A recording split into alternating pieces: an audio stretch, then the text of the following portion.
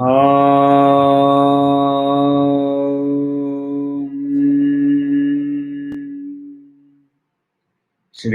गुरु गणेशाभ्यां नमः। हरिः ओम। स्वाध्याय सेशन 106 में आपका स्वागत है। अभी हम अध्ययन कर रहे हैं ज्ञान विज्ञान योग नामक अध्याय, 7वां अध्याय। हम अभी श्लोक 1, 2, 3 कर चुके हैं। अध्ययन हेतु एक बार तीनों श्लोकों को हम लोग दोहरा लेते हैं, चैंटिंग कर लेते हैं। वर्स नंबर 1 से शुरू करें। श्री भगवान उवाच मय्यासक्तमना पार्थ योगं युञ्जन्मदाश्रयः असंशयं समग्रं मां यथा ज्ञास्यसि तत् शृणु। नेक्स्ट वाला श्लोक ले लीजिए।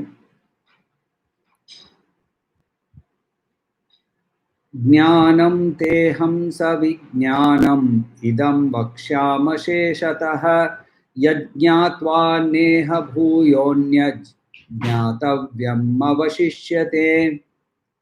और उसके बाद उन्होंने वर्स 3 में कहा मनुष्याणां सहस्रेषु कश्चित् यतति सिद्धये यततामपि सिद्धानां कश्चिन्मां वेत्ति तत्त्वतः।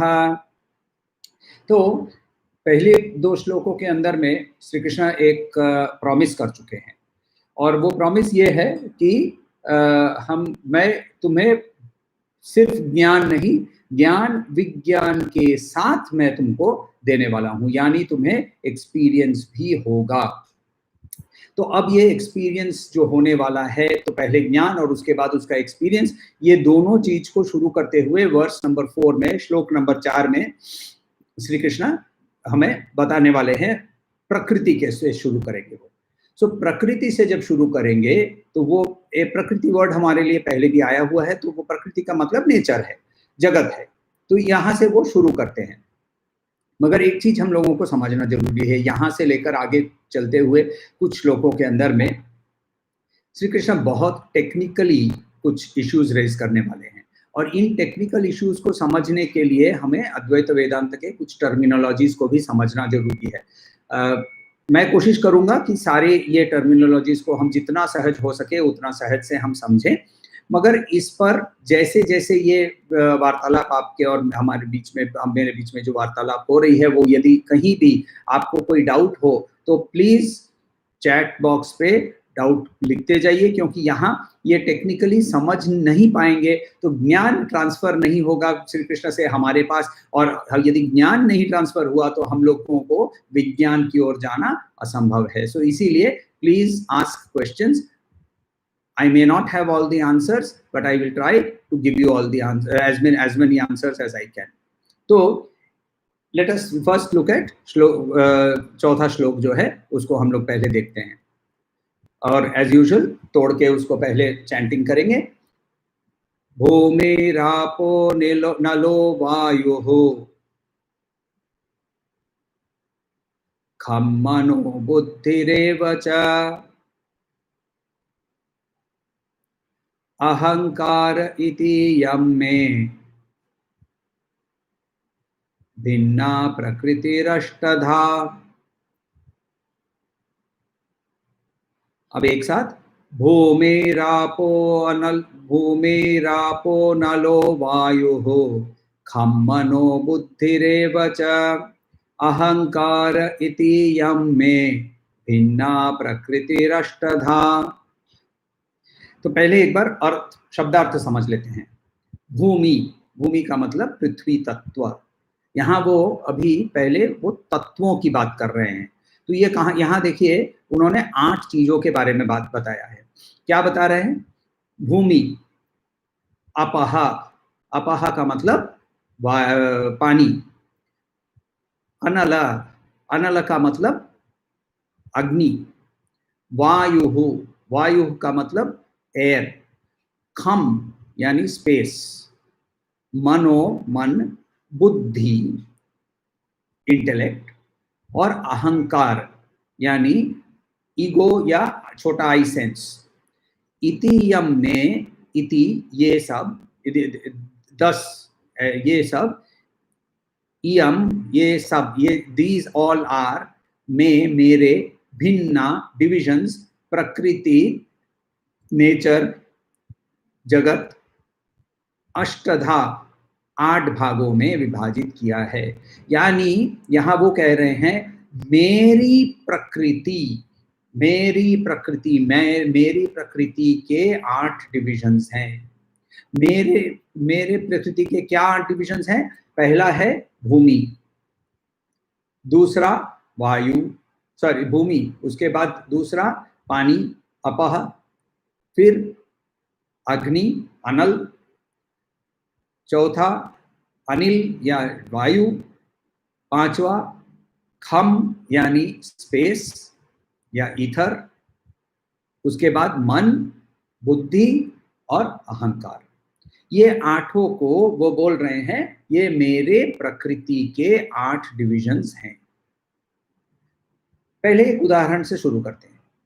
स्टीम इंजन पहले हुआ करते थे, आजकल सारे डीजल इलेक्ट्रिक या डीजल लोकोमोटिव्स हो गए हैं। पहले स्टीम इंजन हुआ करता था, छुक गाड़ी बोलते थे हम लोग ना।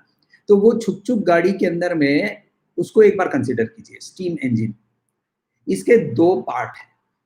एक जो मटेरियल है स्टीम, जो फिजिकल आयरन स्टील जो सबसे बना हुआ है, और दूसरा इसके अंदर में स्टीम है। दोनों एकत्र जब तक नहीं होते हैं तब तक स्टीम इंजन यूजलेस है। Iron and steel by itself is inert, इसके अंदर में कोई एनर्जी नहीं है। स्टीम बाय इटसेल्फ एनर्जेटिक है मगर यूजलेस है, वो इधर उधर घूमते रहती है। जब इन दोनों को हम कंबाइन करें तब ही हमारे पास लोकोमोशन मिल सकता है कि नहीं? So please understand this concept first. एक चीज है जो एनर्जी है, जो कि एनर्जेटिक है, मगर उसको यूज करने के लिए कोई इनर्ट चीज की जरूरत पड़ती है। तो वैसे ही हम जब इसको समझें कि जब किसी इनर्ट चीज को लेकर हम जब काम करने लगते हैं और उसको ही हम सचेत मानकर काम करते हैं, उसको हम रियल मानकर काम करते हैं, तो फिर हमारे लिए इग्नोरेंस बढ़ते रहता है। तो पहला है कि what is inert and what is not inert, सचेत क्या है और सचेत क्या नहीं है, ये समझना बहुत इंपॉर्टेंट है। This is the first concept जो कि हम लोगों को समझना है। तो जब तक हम ये इनर्ट क्या है और इनर्टनेस क्या है, क्या होता है जानते हैं? हमारी इस बाहरी दुनिया में जब हम देखते हैं ना, तो हम लोगों को सब कुछ के अंदर में मूवमेंट दिखता है, सब कुछ के अंदर में एक आश्चर्यजनक प्लूरैलिटी दिखती है, आश्चर्यजनक लाइफ दिखती है, लाइफ की एनर्जी दिखती है। मगर हम वो एनर्जी को देख नहीं पाते हैं, तो हम जो बाहरी जो सरफेस है उसको देखकर उसके साथ एंगेज कर रहे हैं। तो रियलिटी के अंदर में हम जब उसको देखें तो ये सामने जहां मैं बैठा हूं, मेरे सामने कुछ पेड़ दिख रहे हैं, मुझे उसके पीछे एक बिल्डिंग दिख रहा है, और पूरी दृश्य जो है अभी, और बारिश गिर रही है, तो दृश्य जो है बहुत सुंदर है। और इस सुंदर दृश्य के साथ जब मैं एंगेज हो रहा हूं, मुझे ये रियल लग रहा है। देखिए ये रियल है इन द सेंस दैट जब मैं व्यावहारिक रूप से इसके साथ एंगेज कर रहा हूं तो ये रियल है। मगर इसका एसेंस क्या है, जब तक मुझे नहीं समझ में आएगा तब तक मैं इसी के साथ इसको रियल मानकर चलता रहूंगा, इसको परमानेंट मानकर चलता रहूंगा, इसको इटर्नल मानकर चलता रहूंगा, और देयरफॉर मैं इग्नोरेंस में, अज्ञान में डीपर डीपर डीपर डीपर जाता रहूंगा। तो हमारे अंदर में क्या है, बाहर की दुनिया एकदम कंटिन्यूअस मूवमेंट है, प्लूरैलिटी है, विविधता है, और इस विविधता के अंदर में, इसके अंदर में व्हाट इज मैटर, इनर्ट क्या है और कॉन्शियस क्या है, स्पिरिट क्या है, ये हमें सेग्रीगेट जब तक करना नहीं सीखेंगे तब तक हमारे लिए इग्नोरेंस के कुएं से, कूप से निकलना संभव नहीं है। तो पहला कॉन्सेप्ट क्या हो गया कि टू डिटरमिन हर चीज के बारे में कि ये कॉन्शियस है या नहीं है।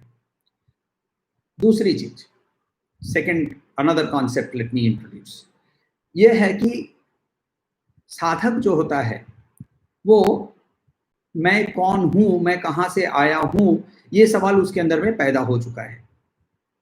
Now when he tries to answer this question, वो root cause of this universe भी खोजने लगता है, क्योंकि मैं कहां से आया का नेक्स्ट ऑटोमेटिक सवाल ये है कि इस दुनिया कहां से आई, ये जगत कहां से पैदा हुआ, ये यूनिवर्स कहां से पैदा हुआ।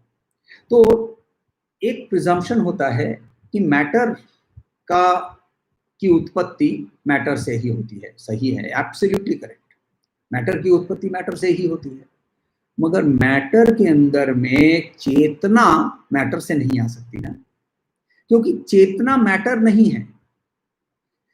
जब ये शरीर के अंदर से चेतना उसे त्याग कर चली जाएगी, तो ये सिर्फ जो इसका ओरिजिनल रूप था यानी मैटर, वही रह जाएगा। और तब इसको आप कभी भी नाम से नहीं पुकारेंगे। 2 सेकंड पहले आप मुझसे नाम लेकर बात कर रहे थे, 2 सेकंड के बाद आप मुझे शव कहेंगे। सही है कि नहीं? तो जो जो रियलिटी है वो चेतना के अंदर में है, और चेतना मैटर से पैदा नहीं हो सकती। तो इसीलिए ये जो है सांख्य के अंदर में, सांख्य फिलॉसफी के अंदर में, अद्वैत की बात नहीं कर रहा हूं मैं, अभी सांख्य की बात कर रहा हूं।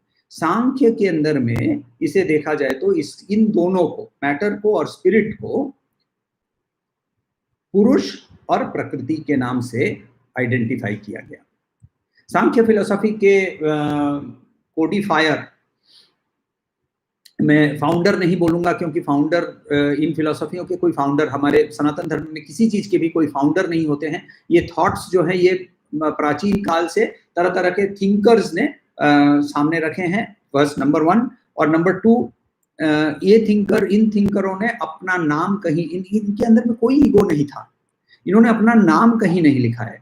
कपिल मुनि की जो सांख्य फिलॉसफी के बारे में हमें पता चलता है उनका नाम, क्योंकि व्यास मुनि ने उनकी जो डायलॉग है, कपिल मुनि और उनकी माँ की जो डायलॉग है, देवाहुति जी की जो डायलॉग है, देवाहुति कर्दम ऋषि की पत्नी थी और कर्दम ऋषि उनको छोड़कर चले गए थे जब वो गर्भवती थी। उन्होंने कपिल मुनि को पैदा किया, कपिल मुनि को अवतार माना जाता है, और कपिल मुनि का आश्रम आपको पता ही होगा, गंगा सागर के पास है।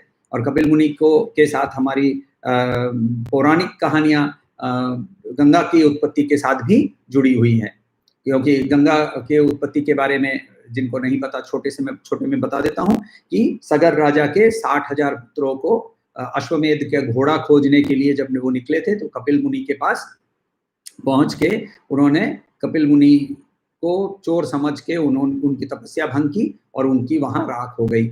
और फिर वंशानुक्रम से सारे रघुकुल के राजा गंगा को नीचे उतारने की कोशिश कर रहे थे। अल्टीमेटली भगीरथ ने सक्सेस प्राप्ति की, सिद्धि प्राप्त की, और इसीलिए गंगा को भागीरथी भी कहते हैं। तो सांख्य के अंदर में ये जो इनर्ट चीज है इसको प्रकृति कहते हैं। ये कंप्लीटली इनर्ट है, इसके अंदर में कोई चेतना नहीं है, और इसको चेतन कर सकता है पुरुष। तो ये दो को अलग करके रखते हैं। जैसे आप जहां बैठे हैं, मैं यहाँ जहां बैठा हूँ, एक बल्ब है, यहाँ बल्ब की रोशनी आपको दिख रही होगी। बल्ब की रोशनी के कारण आप मुझे देख पा रहे हैं, सही है कि नहीं? क्योंकि आप हैं, मैं हूं, बीच में बल्ब यदि नहीं होता, यदि हम एक कमरे में होते मान लीजिए, और ये बीच में लाइट यदि नहीं होती, तो हम आपस को नहीं देख पाते। मगर ये लाइट जो है वो बल्ब के माध्यम से हमारे पास आ रही है। बल्ब अकेला अपने से कुछ नहीं कर पाता। बल्ब, तरह तरह के बल्ब हैं, सारे बल्ब जल रहे हैं, ये लैपटॉप चल रहा है, सब कुछ कैसे चल रहा है? इलेक्ट्रिसिटी के माध्यम से चल रहा है। ये इलेक्ट्रिसिटी सर्वव्यापी होने पर भी इंडिविजुअली वो इंटरैक्ट नहीं कर सकती है अपने आप से। वो उसको इंटरैक्ट करने के लिए कोई माध्यम चाहिए जो कि जड़ है। तो प्रकृति को जड़ मानकर सारी ये प्रकृति, जैसे ये बल्ब है, बल्ब के अंदर में जब तक इलेक्ट्रिसिटी नहीं डाली जाएगी तब तक वो उज्जवल नहीं होगा। और मगर इलेक्ट्रिसिटी अपने आप में सिर्फ प्लग पॉइंट तक आकर रुक सकती है, तारों के माध्यम से, और तार भी याद रखिएगा जड़ है। तो इलेक्ट्रिसिटी एज अ प्रिंसिपल पूरी दुनिया में एग्जिस्ट करता है। विद्युत की इलेक्ट्रिसिटी है, उसको तो ना हम पकड़ सकते हैं ना कुछ कर सकते हैं। क्यों? क्योंकि वो बिना माध्यम का इधर उधर चमकते रहता है, इधर उधर गिरते रहता है। तो ये जो बिजली इधर उधर गिरती है, विद्युत इधर उधर चमकता है, ये पुरुष अपने आप में प्रकाशित होने पर ये ऐसा होता है। मगर जब वो प्रकृति के साथ उसको मिलन होता है, तब वो जाकर ये यूजफुल बन सकता है, ये एक्सप्रेशन पे आ सकता है। तो मगर इसमें ना अद्वैत वेदांत, देखिए टर्मिनोलॉजी क्या है, अद्वैत, यानी वहां दो चीज हो ही नहीं सकती। एकमेवा अद्वितीयम ब्रह्मन को बोलते हैं। यदि एकमेवा अद्वितीयम है तो फिर ये प्रकृति कौन है? ये प्रकृति कैसे आ गई बीच में? तो अद्वैत वेदांत क्या बोलता है, ये दो अलग नहीं है, ये सेम ही है, सिर्फ उनकी वाइब्रेशन जो है वो अलग अलग है। एक की बहुत ज्यादा सूक्ष्म है और एक की कम सूक्ष्म है। और एक एग्जांपल से आपको समझाने की कोशिश करता हूं। पंखा जब वो चल नहीं रहा होता है, तब आप उसके ब्लेड्स जो हैं वो आराम से गिन सकते हैं। जब वो एक पॉइंट पे चल रहा होता है, तब भी आप उसको, उसके ब्लेड्स को आप फॉलो कर सकते हैं। मगर जब उसकी वाइब्रेशन, उसकी जो सर्कुलेशन, जो उसकी जो रोटेशन है, उसकी रोटेशनल स्पीड जब उसको हम बढ़ा देते हैं, फुल पे कर देते हैं पंखा, तब उसके इंडिविजुअल ब्लेड अब दिखते नहीं है और एक सर्कल जैसा कुछ दिख रहा है। इसकी स्पीड और भी यदि बढ़ा जाए, इंडस्ट्रियल फैन लेकर आ जाएं और इंडस्ट्रियल फैन की फुल स्पीड पे चला दे, तो वहां ब्लेड है ही, वो भी नहीं दिखेगा। करेक्ट? तो सेम चीज है ना, पंखा वैसा ही रहा। जब वाइब्रेशन उसकी फर्क आ गई तो वो विजिबल से इनविजिबल हो गया, और जब उसको ऑफ करेंगे तो धीरे धीरे वो वापस विजिबल होने लगेगा। तो वैसे ही अद्वैत वेदांत ये कहता है कि प्रकृति और पुरुष दोनों अलग अलग दिखते हैं, वो अलग अलग नहीं है। प्रकृति पुरुष का ही, ब्रह्मन का ही एक रूप है जिसका वाइब्रेशन थोड़ा कम लेवल पे हो रहा है। तो वहां श्री कृष्ण क्या कर रहे हैं, हमें सबसे स्थूल, सबसे ग्रॉस लेवल की, सबसे ग्रॉसेस्ट लेवल से शुरू करते हैं। भूमि, भूमि यानी अर्थ एलिमेंट, यानी जिसके चीज में हम लोग को सॉलिडिटी दिखती है। तो ये जो अर्थ एलिमेंट है, इसका जो महत्त्व है, इसका जो एसेंशियल नेचर है वो है स्मेल, घ्राण, और गंध से इसको पहचाना जाता है।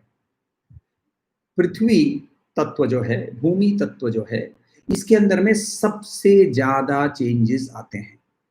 ये सबसे ज्यादा, ये सबसे ग्रॉस है और इसके अंदर में सबसे ज्यादा चेंजेस आते हैं। एग्जाम्पल आप चारों ओर देख लीजिए, आप अपने शरीर को देख लीजिए। शरीर जो है ये भूमि तत्व का सबसे, इसमें प्रधानत्व भूमि तत्व का है, और भूमि तत्व और आप तत्व ये दोनों है। 70% वाटर, 30% सॉलिड्स, राइट, और कुछ हवा इधर उधर घूम रही है। तो ये जो हमारे अंदर में ये जो भूमि तत्व है, ये कितना बदला है। ये बाल एक समय काले थे, बाल और भी थे भी, तो अब नहीं है। चश्मा लेकर नहीं जन्मा था, राइट, दाढ़ी लेकर नहीं जन्मा था। तो ये सारी चेंजेस भूमि तत्व में कंटिन्यूअसली आपको दिखते रहती है, at individual level, at a cosmic level. आप पृथ्वी को देखते रहिए, कंटिन्यूअस आपको चेंजेस दिखते रहेंगे। तो सांख्य एक स्टैंड पॉइंट पे आके रुक जाता है और बोलता है पुरुष और प्रकृति अलग अलग है।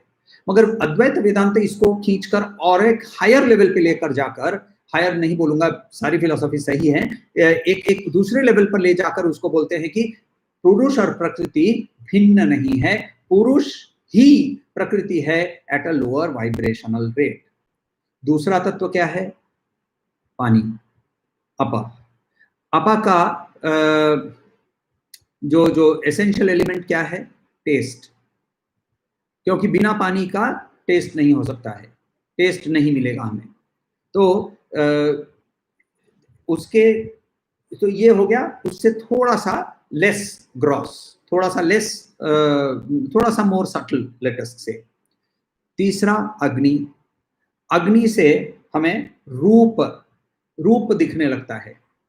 तो पहले भूमि से हमें गंध, पानी से हमें रस, और अग्नि यानी लाइट का जो तत्व है, बिना लाइट के रूप का कोई अर्थ नहीं है। हमने पहले ही शुरू किया था, यदि यहाँ लाइट नहीं रहती तो ये लाइट को यदि ऑफ कर दिया जाए, एक कमरे में हम दोनों रहें और कोई लाइट नहीं हो, भले हमारे दोनों जन को आंख हो और दोनों जन की आंख एकदम देखने में सक्षम हो, मगर यदि प्रकाश नहीं है तो ये आंखों का कोई मतलब नहीं बनता। इसीलिए रूप जो है वो अग्नि से प्रकाशित होता है, तो इसीलिए उसको रूप बताएंगे।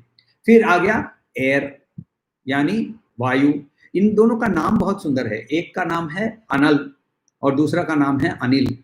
तो अनल, नल का मतलब होता है सेटिस्फाई, टू बी सेटिस्फाइड। अनल, अग्नि कभी भी सेटिस्फाइड नहीं होता है।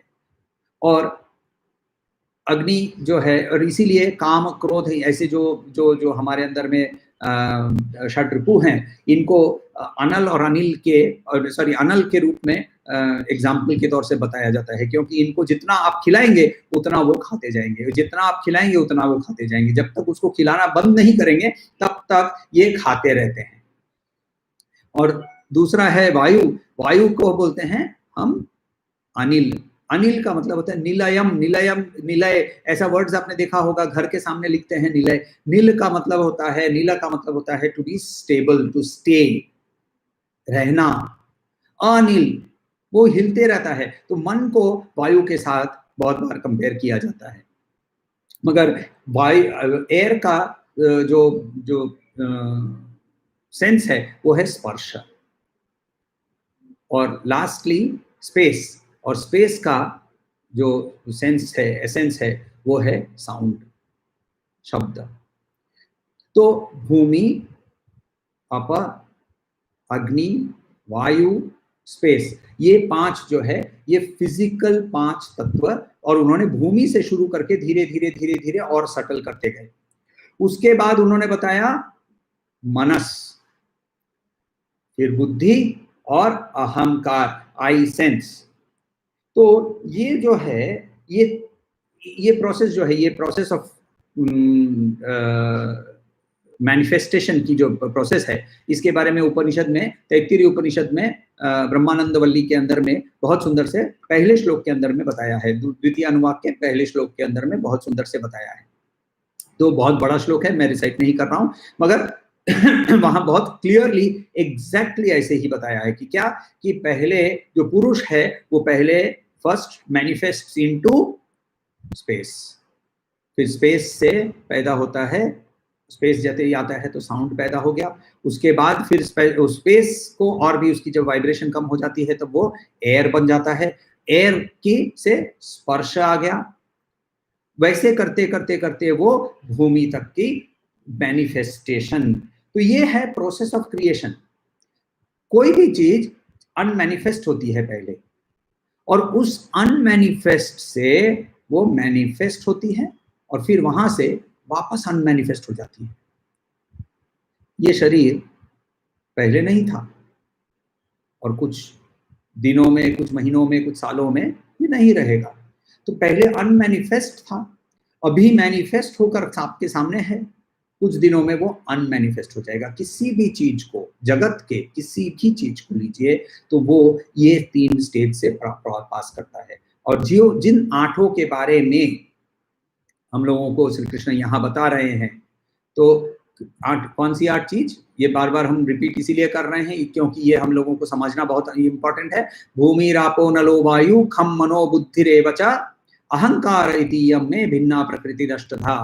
तो ये 8 के बारे में वो बता रहे हैं। तो ये 8 जो है ये कैसा होता है कि पहले वो प्रकृति से संस्कृति, संस्कृति से विकृति, ये प्रोसेस है मैनिफेस्टेशन से, अनमैनिफेस्ट से मैनिफेस्ट एंड देन अनमैनिफेस्ट वापस। ये प्रोसेस कंटिन्यूअस साइकिल है।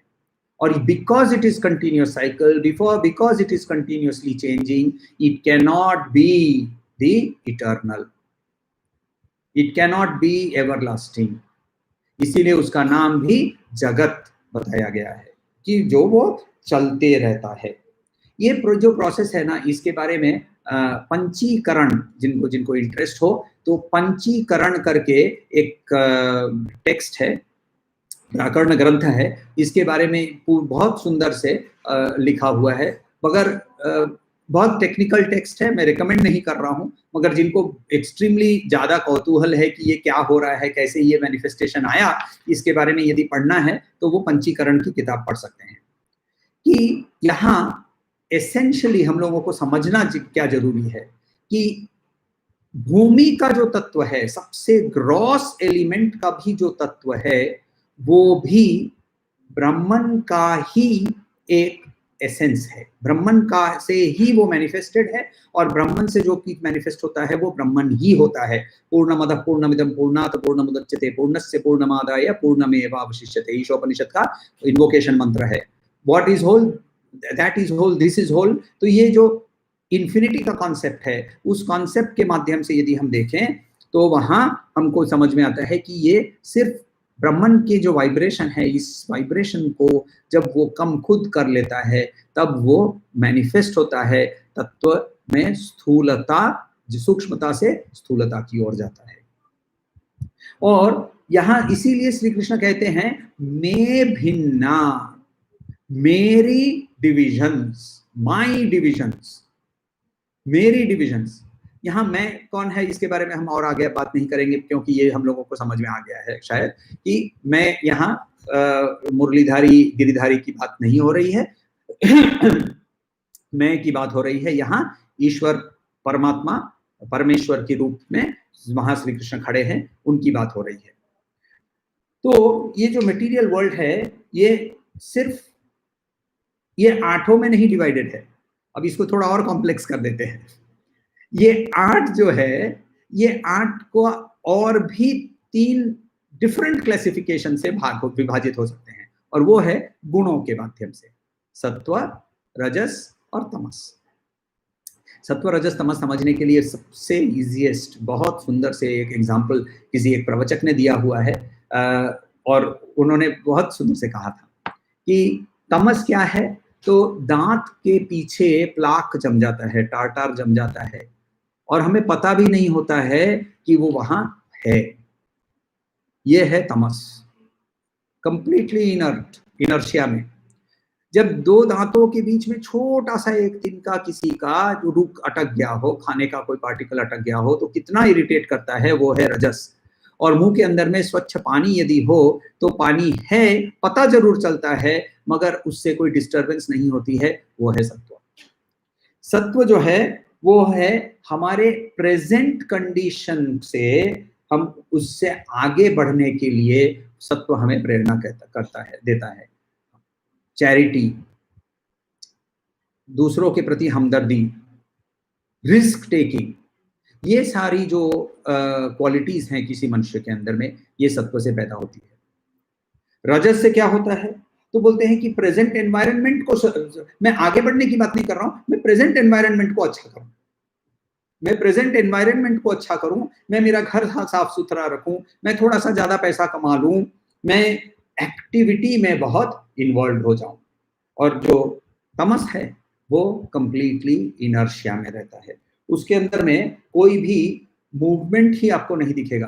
तो पेड़ पौधों के अंदर में क्या है, कौन सी क्वालिटी आपको सबसे ज्यादा दिखती है? देखिए, उनमें भूमि तत्व है, राइट, सबके अंदर में भूमि तत्व होता है। भूमि तत्व है, अपः तत्व है, वायु तत्व भी है, अग्नि तत्व भी है, एनर्जी भी है, और वो स्पेस ऑक्यूपाई करता है, तो स्पेस भी है।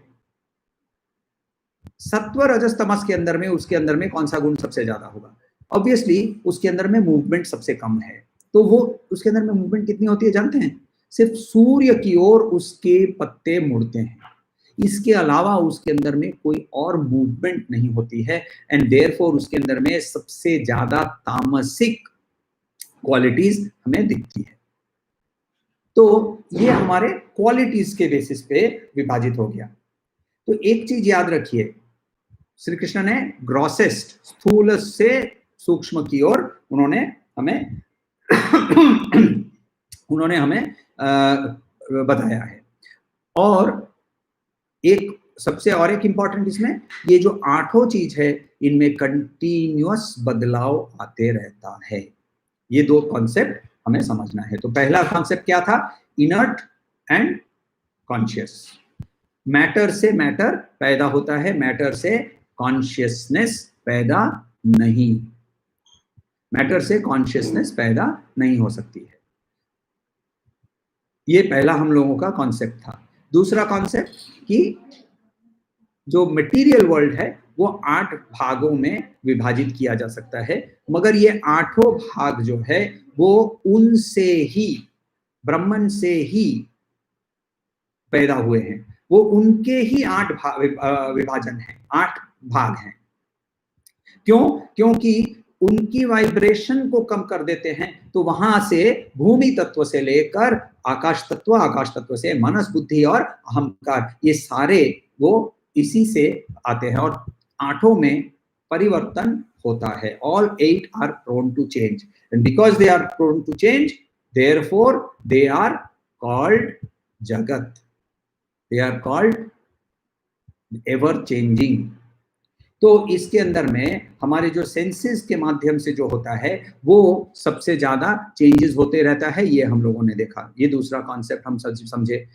तीसरा हम ये समझने की कोशिश कर रहे हैं यहाँ कि मटेरियल वर्ल्ड के अंदर में 3 गुण हैं, सत्व रजस तमस, और इन तीनों के अंदर में इनकी क्वालिटीज क्या है, इनके बारे में पहले भी हम लोगों ने चैप्टर 4 के अंदर में देखा हुआ है कि सत्व जब होता है, रजस जब होता है, तमस जब होता है, तमस का आवरण होता है, रजस का आवरण होता है, सत्व का आवरण होता है, तो कैसा होता है बिहेवियर, ये हमने पहले भी देखा है। श्री कृष्ण यहाँ उन्होंने पहले वर्ष में कहा था कि मैं तुम्हें समझाऊंगा अशेषतः, और इसको जानने के बाद तुम्हें और कुछ जानने की जरूरत नहीं पड़ेगी। अवशिष्यते ना अवशिष्यते, और कुछ बाकी नहीं रहेगा। ये प्रोसेस जो है, सीखने का प्रोसेस है, इसके अंदर में observation, data collection, analysis, hypothesis, experimentation, ये सारे हम लोगों को अभी दिखने वाले हैं। और ये सारे जो हम देखने वाले हैं, ये सीक्वेंशियल नहीं बता रहा हूं, ये किसी भी साइंटिफिक इंक्वायरी ले लीजिए, कोई भी साइंटिफिक इंक्वायरी ले लीजिए, किसी भी एक्सपेरिमेंट ले लीजिए, फिजिक्स का एक्सपेरिमेंट ले लीजिए, केमिस्ट्री का एक्सपेरिमेंट ले लीजिए, सारे के अंदर में observation, data collection, experimentation, hypothesis, ये सब कुछ आता है।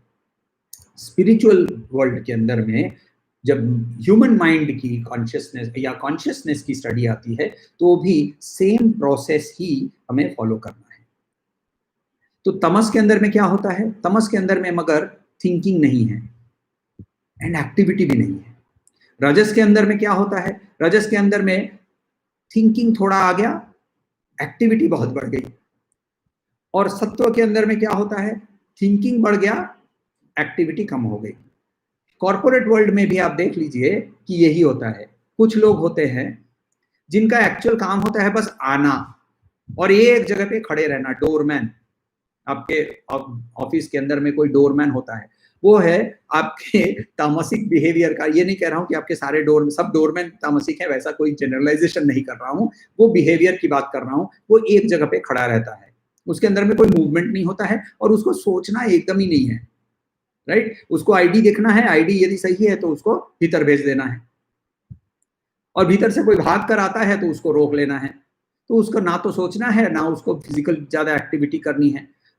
अदर एंड, डोरमैन का अदर एंड क्या होता है? चेयरमैन कहता हूं मैं हर समय उसको, डोरमैन टू चेयरमैन। चेयरमैन के बारे में जाएंगे तो क्या करता है चेयरमैन? कोई काम नहीं करता है, राइट? आई मीन काम जरूर करता है, यहां से काम करता है। He does not do physical work. Activity, physical activity उसकी बहुत कम होती है, मेंटल एक्टिविटी बढ़ जाती है। तो ये ऐसे ही वर्ल्ड में जैसे डिवाइडेड है, वैसे ही सारी चीजों जो पंचतत्व से बनी हुई है, ये 3 गुणों के अंदर में डिवाइडेड हो जाती है।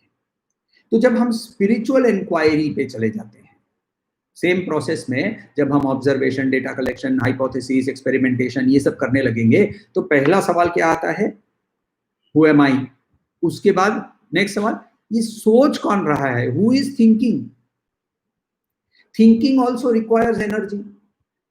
सोचने के लिए जब सत्व हो जा गया, सत्व की प्रबलता बढ़ गई, और मैं कह रहा हूं कि मोर थिंकिंग लेस डूइंग, थिंकिंग के लिए एनर्जी नहीं चाहिए क्या? फॉर दैट मैटर, प्रॉबेबली जब जो चेयरमैन होता है बड़ी कंपनी का, वो जब घर जाता है वो बहुत टायर्ड हो जाता है, मगर उसने कोई फिजिकल एक्टिविटी नहीं की है। क्यों? क्योंकि उसने बहुत एनर्जी यूज की होगी उसने मेंटल एक्टिविटी के अंदर में। तो ये थिंकिंग कौन कर रहा है? मनस कर रहा है, बुद्धि कर रही है। तो बुद्धि या मनस को सोचने पर की शक्ति कौन देता है? What enables the mind to think? सोचिए, इसके बारे में सोचिए कि मनस को सोचने की शक्ति कहां से मिली? How does the mind think?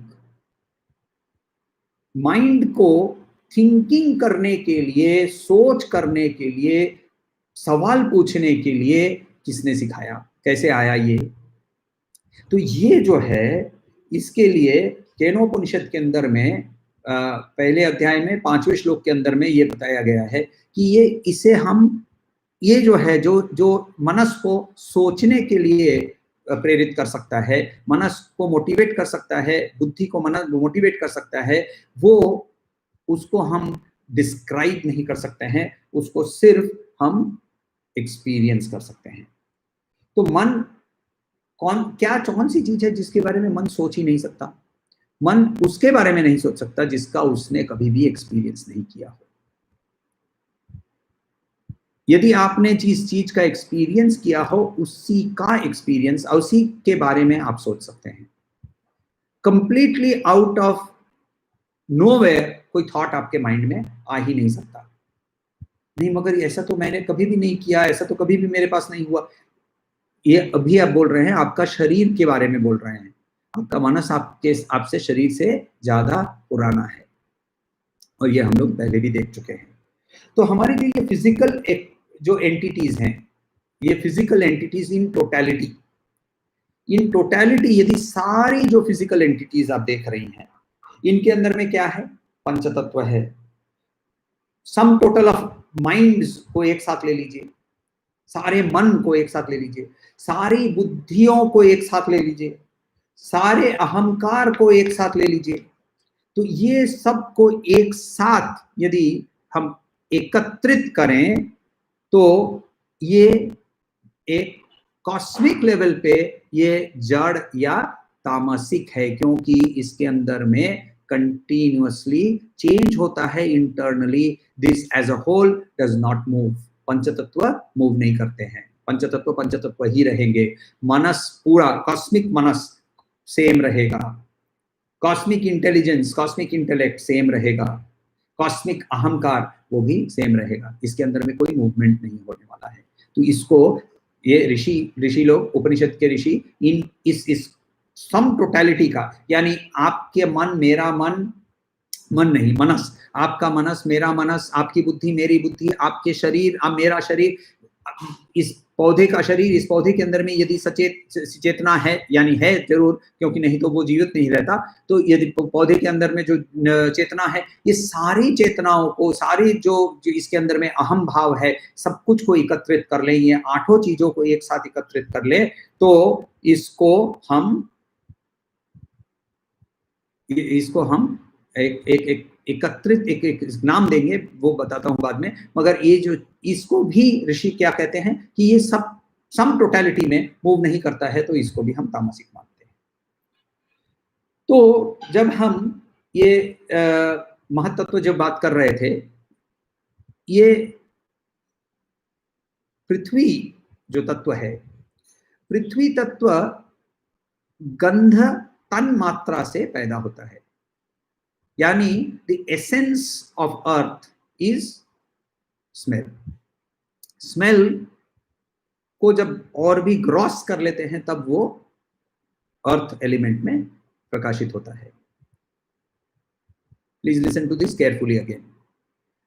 अर्थ से स्मेल नहीं आता है। Smell existed before earth. Smell is a vibration. गंध एक वाइब्रेशन है। उस वाइब्रेशन को यदि हम और स्थूल कर दें, तो वो वाइब्रेशन पृथ्वी तत्व में प्रकाशित होता है, पृथ्वी तत्व में मैनिफेस्ट होता है। वैसे ही स्पर्श का जो फीलिंग है, स्पर्श की वाइब्रेशन जो है, उस वाइब्रेशन को, उस अनुकंपा को, उस कंपन को यदि हम और स्थूल कर लें तो वो वायु तत्व में प्रकाशित होता है। तो ये 5 जो है तन मात्रा का है कहलाते हैं, गंध, स्पर्श, रूप, रस। तो ये जो सेंसेस के बारे में हम बताते हैं, तो इनको हम तन मात्रा कहते हैं। और ये तन मात्रा की जो ये 5 तन मात्रा ले लीजिए एक साइड पे। अब लीजिए बुद्धि, बुद्धि के टोटलिटी, सबकी जो सटल एस्पेक्ट ऑफ बुद्धि है, ये बुद्धि को यदि एक साथ हम एकत्रित कर लें तो इस चीज को वेदांत, अद्वैत वेदांत में इसको हिरण्यगर्भ कहते हैं, पुराण में इसको ब्रह्मा कहते हैं, पौराणिक रूप से इसको ब्रह्मा कहते हैं। क्यों? क्योंकि ये पूरी सृष्टि जो है वो हमारी इंटेलेक्ट से होती है। कॉस्मिक लेवल पे हमारी इंटेलेक्ट से ही हम सब कुछ यहां देखते हैं। मैं आपके साथ बात कर रहा हूं मेरे इंटेलेक्ट के माध्यम से, आप मुझे सुन रहे हैं तो वो भी आप मेरे इंटेलेक्ट, आपके इंटेलेक्ट के माध्यम से। हमारे सारे एकत्रित जो इंटेलेक्ट है, जो कि यहाँ एक चीज हम लोगों को समझना है कि 1 + 1 is not equal to 1, 1 + 1 will be equal to 11 possibly. Let us not put any mathematical number, but it is greater than the parts of the sum is greater than the parts of the whole. Sum of the parts is greater than the whole. तो ये हम individually जब एक साथ जोड़ते हैं तो यहाँ हमें एक एंटिटी के बारे में बात कर सकते हैं जिसका नाम है हिरण्यगर्भ। पौराणिक नाम इसका ब्रह्मा है। तो यहाँ तक आज को हम रुकेंगे। बहुत कुछ एसेंशियल वेदांतिक टेक्स्ट या टेक्सचुअल रेफरेंसेस अभी तक ऑलरेडी आ चुके हैं।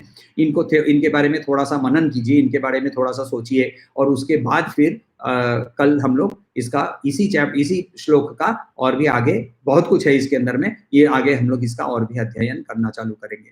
तो वापस मैं एक एक करके क्विकली जो हम लोगों ने कॉन्सेप्ट्स अभी तक समझे, उन कॉन्सेप्ट्स को मैं वापस रिपीट करता हूँ। पहला है कि पृथ्वी के अंदर में एक इनर्ट चीज दिखती है और दूसरा कॉन्शियस चीज दिखती है। मैटर इनर्ट है, स्पिरिट कॉन्शियस है। सांख्य बोलता है कि ये दोनों भिन्न है, मगर अद्वैत वेदांत बोलता है कि नहीं, ये दोनों ही एक है, सिर्फ वाइब्रेशन का फर्क है। और इसीलिए श्री कृष्ण कहते हैं कि ये मेरे ही भाग है। प्रकृति के भिन्ना प्रकृतिर अष्टधा, 8 विभाजन भागों में मैंने अपने आप को प्रकृति के माध्यम से विभाजित किया हुआ है। तो ये भी ब्रह्मन का ही स्वरूप है, मगर it is gross, it is स्थूल, इट इज नॉट सूक्ष्म। और मैनिफेस्टेशन जो होता है वो अनमैनिफेस्ट से मैनिफेस्ट, मैनिफेस्ट से अनमैनिफेस्ट, ये स्विंग कंटिन्यूअस चलते रहती है। और ये जो मैनिफेस्टेशन होता है तो सूक्ष्म से स्थूल और फिर वापस वहां से सूक्ष्म हो जाता है। ये सारा जो है, ये इस सारे पंच तत्व को ले लीजिए, सारे बुद्धि को ले लीजिए, सारे मनस को ले लीजिए, सारे अहंकार को ले लीजिए और इनको एक साथ एकत्रित कर लीजिए, तो इनको भी प्रकृति कहते हैं। और इस प्रकृति को ऋषि कहते हैं कि ये तामसिक है, क्योंकि इसके अंदर में और कोई मूवमेंट नहीं होता है। मगर इन चीजों का जो सटल एलिमेंट है, इनका जो सटल एलिमेंट है, इनका जो एसेंस है, यानी जिसको तन मात्रा कहते हैं, इन तन मात्राओं को बुद्धि के साथ एकत्रित कर लें तो हमें मिलता है एक एंटिटी जिसका नाम है हिरण्यगर्भ या फिर ब्रह्मा। सवाल हो तो बताइएगा। प्रकृति और पुरुष दोनों ही चेतन है एक रूप में, फिर भिन्नता क्यों? भिन्नता देखिए, एक्चुअली भिन्नता हमारे नजर में है। भिन्नता इन रियलिटी भिन्नता नहीं है। पंखा पंखा ही है। पंखे के अंदर में उसकी रोटेशनल स्पीड जब बढ़ जाती है तो हमें उसकी ब्लेड्स नहीं दिखती है। जब उसकी रोटेशनल स्पीड कम हो जाती है तो उसकी ब्लेड्स दिखती है। हमारी दृष्टिकोण के कारण वो ब्लेड विजिबल या इनविजिबल है। उसको विजिबल करने के लिए आप उसके सामने दूसरा कोई इंटरफेरेंस लगा दीजिए तो वो आपको ब्लेड विजिबल हो जाएगा। तो एग्जैक्टली सेम वे हमारी दृष्टि के अंदर में जब दृष्टि चेंज हो जाती है तब जाकर हम वो पुरुष और प्रकृति के अंदर में जो भिन्नता है वो भिन्नता भी हमारे लिए लुप्त हो जाती है, वैनिश कर जाती है। और इसीलिए मैं आई एम वेरी सॉरी, मुझे ये मेंशन करना ही पड़ रहा है, मगर जब विश्वरूप दर्शन के बारे में बात कर रहे हैं, हम आगे की बात नॉर्मली नहीं करते हैं, मगर मुझे यहाँ करना पड़ रहा है क्योंकि बहुत इंटरेस्टिंग और इम्पोर्टेंट सवाल है। तो जब विश्वरूप दर्शन के बारे में बात होती है तो वहां कहते हैं कि अर्जुन को उसकी नॉर्मल आंखों से विश्वरूप नहीं दिख रहा था, तो भगवान ने उन्हें दिव्य आंखों की दृष्टि दी। इसका मतलब ये नहीं कि उसको फिजिकली उसकी आंखों को निकाल दिया और दूसरे, उसकी पर्सपेक्टिव को चेंज किया, उसके इक्विपमेंट को रिफाइन किया। That is what it means. तो जब वो इक्विपमेंट रिफाइन हो जाता है तब हमें विश्वरूप दिखता है। और इसीलिए भिन्नता नहीं है, पुरुष और प्रकृति के अंदर में कोई भिन्नता नहीं है। And this is exactly Shri Ramakrishna Paramahamsa stand also. So Shri Ramakrishna Paramahamsa Kali को ब्रह्मन और काली को काली दोनों के रूप में देख चुके थे, एक्सपीरियंस कर चुके थे। उन्हें पसंद था कि मैं प्रकृति के रूप में उसके साथ एंगेज हूं, क्योंकि ब्रह्मन के रूप में वो एंगेज नहीं कर पाते थे, ना ही हम कर पाएंगे।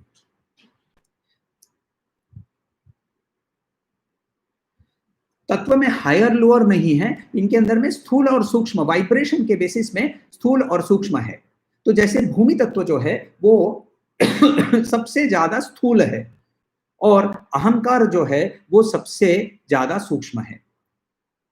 तो ये स्थूल और सूक्ष्मता यानी वाइब्रेशन की इसके अंदर में फर्क है। इसके अंदर में कोई भूमि तत्व अग्नि तत्व से ज्यादा इंपॉर्टेंट है, उससे बेटर है, उससे हायर है, वो लोअर है, ऐसा नहीं है। आपके शरीर के अंदर में अग्नि तत्व यदि चला जाए तो फिर आपके अंदर में एनर्जी नहीं रहेगी, सॉरी, और आप खाना खाएंगे तो वो हजम नहीं होगा। पेट के अंदर में जठर अग्नि कहते हैं, जठर के अंदर में अग्नि होती है, तो वो अग्नि जो है हमारे बॉडी का टेम्परेचर भी अग्नि ही मेंटेन करता है। मगर आप ये कहेंगे कि नहीं, मैं मेरी वायु जो है, वायु के माध्यम से अग्नि को डील करता हूं, पानी निकल जाएगा आपके शरीर में से तो अग्नि क्या करेगा? तो इसीलिए हमारे पांचों तत्वों की इंपॉर्टेंस है, मगर इनके वाइब्रेशंस अलग अलग हैं। And because it is vibrating at different levels, तो इसके साथ मुझे डील करना भी अलग अलग होगा। जैसे कि आप यदि एक इक्विपमेंट लेकर जाइए और यूएसए चले जाइए, और यूएसए में वो इक्विपमेंट को आप यदि प्लग पॉइंट में घुसाने की कोशिश करें तो पहला तो प्लग पॉइंट मैच नहीं होगा, और दूसरा आपने लगा भी दिया तो आपका मशीन चलेगा नहीं, क्योंकि आप 240 वोल्ट्स पे काम करते हैं, वहां 110 पे काम होता है। तो आपकी वाइब्रेशन, आपके इक्विपमेंट की वाइब्रेशन उस एनर्जी की वाइब्रेशन से मिलती नहीं है, और देयरफॉर वो काम नहीं करता है। तो therefore it is a matter of how they are vibrating. समझना यहाँ बहुत इंपॉर्टेंट ये है कि एक है स्थूल रूप से, जब इसको सामूहिक रूप से स्थूल रूप सारे तत्वों को एक साथ लिया जाए तो सारे एक साथ भी स्थूल ही माने जाते हैं, और इनका एक सटल एसेंस, इनका एक सूक्ष्म रूप है, जिसको पृथ्वी का सूक्ष्म रूप गंध है, पानी का सूक्ष्म रूप टेस्ट है, रस है, अग्नि का सूक्ष्म रूप रूप है, वायु का सूक्ष्म रूप स्पर्श है, और खम यानी स्पेस, आकाश का सूक्ष्म रूप साउंड है, शब्द है। तो ये सूक्ष्म रूपों को यदि ये तन मात्राओं को एक साथ लिया जाए, और मेरी बुद्धि का जो सूक्ष्म रूप है, उस बुद्धि का सूक्ष्म रूप, सारे सबके बुद्धियों का सूक्ष्म रूप एक साथ लिया जाए, तो उस सामूहिक रूप को क्या कहेंगे? हिरण्यगर्भ या ब्रह्मा। ईर्ष्या क्या है? ये नहीं, क्या लिखा है? ईर्ष्या क्या है? इनर्शिया, इनर्शिया क्या है? अच्छा, inertia, inertia is the physics की क्लास लेनी पड़ेगी यदि इनर्शिया समझाना पड़े, बट एसेंशियली हम यदि ये कहें कि inertia is the object's intent to remain in the state in which it is. तो एक होता है इनर्शिया ऑफ मोशन, दूसरा होता है इनर्शिया ऑफ रेस्ट। तो इनर्शिया ऑफ रेस्ट का मतलब होता है यदि मैं एक जगह में, आप फॉर एग्जाम्पल एक बॉल है, वो एक जगह पे ही खड़ा है क्योंकि उसके अंदर में इनर्शिया है, और उसको धक्का जब मारते हैं, काइनेटिक फोर्स मारते हैं, तो वो चलते जाता है क्योंकि उसमें अब इनर्शिया ऑफ मोशन आ गया। Inertia is the state of the body, the desire of the body. मैं यदि कहूंगा कि for it to remain in the state in which it is of motion और रेस्ट। तो तामसिक के अंदर में इनर्शिया यानी एक जड़ता, वो जड़ता होती है जिस जड़ता के कारण वो हिलना नहीं चाहता है। और कोई सवाल हो तो बताइए।